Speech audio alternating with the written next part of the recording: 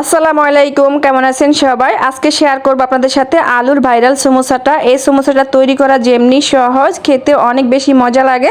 আপনারা চায়ের সাথে বিকালবেলা এটা তৈরি করে খেতে পারেন, আবার বাচ্চাদের টিফিনও কিন্তু তৈরি করে দিতে পারেন। আর তৈরি করতেও কিন্তু খুব বেশি উপকরণ লাগে না, একদম হাতের কাছে থাকা অল্প উপকরণ দিয়ে কিন্তু এই নাস্তাটা তৈরি করে নিতে পারবেন। নাস্তাটা তৈরি করার জন্য কিন্তু এখানে আমি নিচ্ছি 2 কাপ আটা। আপনারা চাইলে কিন্তু আপনাদের পরিমাণ মতো নিতে পারেন। দিয়ে দিচ্ছি পরিমাণ মতো লবণ, রান্নার সয়াবিন তেল। এখন সব কিছু একসাথে হাত দিয়ে মেখে খুব সুন্দর করে একটা ময়ান দিয়ে নিব। এই তো এখানে আমি খুব ভালো করে একটা ময়ান দিয়ে নিয়েছি। একদম চাপ দিলে কিন্তু দলা পেকে যাচ্ছে, আবার হাত দিয়ে চাপ দিলে কিন্তু ঝুড়ো হয়ে যাচ্ছে। এখন দিয়ে দিচ্ছি নর্মাল পানি। পানিটা অল্প অল্প দিয়ে এখানে আমি একটা ডো তৈরি করে নিব। এই তো দেখুন এখানে কিন্তু আমি একটা সফট ডো তৈরি করে নিয়েছি। এখন এটাকে রেস্টে রেখে দিব আমরা 10 মিনিটের জন্য। এখন একটা ব্যাটার তৈরি করব। এখানে আমি নিয়েছি সয়াবিন তেল, দিয়ে দিচ্ছি কর্নফ্লাওয়ার। এটাকে খুব ভালো করে একসাথে মিশিয়ে নিচ্ছি। এটা কিন্তু আমরা পরে ব্যবহার করব শীট তৈরি করতে। আর এখানে নিয়েছি 3টা সেদ্ধ আলু। আলুটাকে হাত দিয়ে ভালো করে ম্যাশ করে নিচ্ছি। আপনারা চাইলে কিন্তু গ্রেটার দিয়ে এটাকে ম্যাশ করে নিতে পারেন। আলুটা ম্যাশ করা হয়ে গেলে এখানে দিয়ে দিচ্ছি পেঁয়াজ কুচি। পেঁয়াজটাকে একদম ছোট করে কুচি করে নিয়েছি। দিয়ে দিচ্ছি এখানে আমি লাল পাকা মরিচ, আর দিয়ে দিচ্ছি লবণ, ধনিয়ার গুঁড়া, জিরার গুঁড়া, সামান্য হলুদের গুঁড়া, মরিচের গুঁড়া, দিয়ে দিয়েছি গোলমরিচের গুঁড়া। সব কিছু একসাথে ভালো করে মেখে নিচ্ছি। এখন দিয়ে দিচ্ছি আমি কর্নফ্লাওয়ার। এখানে আমি 3 টেবিল চামচ কর্নফ্লাওয়ার দিয়েছি। কর্নফ্লাওয়ারটা আলুর সাথে খুব ভালো করে মিশিয়ে নিব। এখানে কিন্তু আমাদের ভর্তাটা একদম তৈরি করা হয়ে গেছে। এখন পরিমাণ মতো একটু আলু ভর্তা নিয়ে নিচ্ছি।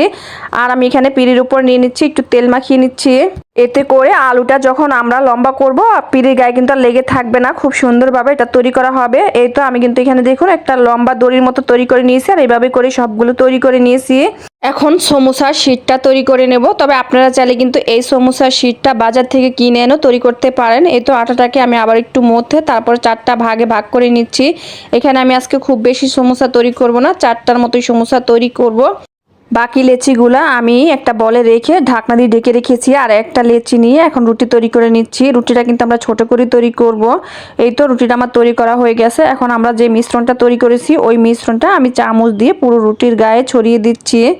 এর উপর আমি আরও একটা রুটি দিচ্ছি, দিয়ে রুটির উপরে আবারও আমি ওই কর্নফ্লাওয়ার মিশ্রণটা দিয়ে দিচ্ছি। এভাবে করে আমি সবগুলো রুটির উপরে কর্নফ্লাওয়ারের মিশ্রণ দিয়ে একটার উপর আরেকটা রুটি বসিয়ে দিব। 4টা রুটি এইভাবেই বসিয়ে দিয়েছি। এখন রুটিটাকে আমি আবারও হালকা হাতে বেলে নেব। এই রুটিটা আমি একটু আটা দিয়ে বেলে নিচ্ছি। আপনারা এই রুটিটা যত পাতলা করে তৈরি করতে পারবেন ততই কিন্তু সমোসার সেটটা ভালো হবে। এই রুটিটা আমি তৈরি করে নিয়েছি। এখন আমি চুলায় একটা ফ্রাই প্যান বসিয়ে দিয়েছি, আর চুলার আঁচটা মিডিয়াম আঁচ রেখে এটাকে উল্টে পাল্টে সেঁকে নিচ্ছি। এই যে দেখুন আমি একটা শীট কিন্তু খুলে নিয়েছি। আর চেষ্টা করবেন শীটগুলা গরম অবস্থায় খুলে নেওয়ার জন্য। এই তো শীটগুলা দেখুন কতটা পাতলা হয়েছে। এখন শীটগুলাকে আমি একটু ঠান্ডা করে চারকোনা করে কেটে নিচ্ছি। আর বাকি অংশটুকু কিন্তু ফেলে দিবেন না, এটা আপনারা ভেজে এইভাবে কিন্তু নিমকি হিসাবে খেতে পারবেন। এই তো আমি কিন্তু এখানে 4টা শীট তৈরি করে নিয়েছি। এখন আমি শীটের 2 পাশে আটা লাগিয়ে দিচ্ছি। আটাটা আমি একটু পানি দিয়ে গুলিয়ে নিয়েছি। এখন আমরা এর মাঝে যে আলুর স্টিকগুলো তৈরি করে রেখেছি সেই স্টিকগুলো বসিয়ে দিচ্ছি, দিয়ে এটাকে মুড়িয়ে নিচ্ছি। এটা তৈরি করা খুবই সহজ, আপনারা একটু ভালো করে লক্ষ্য করলেই বুঝতে পারবেন এটা তৈরি করা কত সহজ।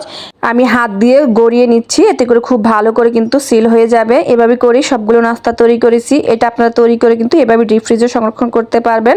আর চুলায় আমি কিন্তু তেল বসিয়ে দিয়েছি, আর একটা কাঁচি দিয়ে কিন্তু সমোসাগুলো কেটে কেটে দিচ্ছি। এটা তৈরি করতে যে আমার এত ভালো লাগতেছিল, এভাবে করেই সবগুলো কেটে দিয়েছি। আর কিছুক্ষণ চুলার আঁচটা মিডিয়াম আঁচ রেখে নেড়ে চেড়ে ভেজে নিয়েছি। মাশাআল্লাহ কত সুন্দর একটা কালার চলে এসেছে, আর এটা দেখতে কত সুন্দর হয়েছে। দেখুন লেয়ারগুলো কিন্তু খুব সুন্দরভাবে বোঝা যাচ্ছে। আর এটা কিন্তু অনেক মুচমুচে হয়েছে। আপনারা বাসায় অবশ্যই একবার তৈরি করবেন। রেসিপি ভালো লাগলে লাইক কমেন্ট শেয়ার করতে একদম ভুলবেন না। সবাই ভালো থাকবেন। আল্লাহ হাফেজ।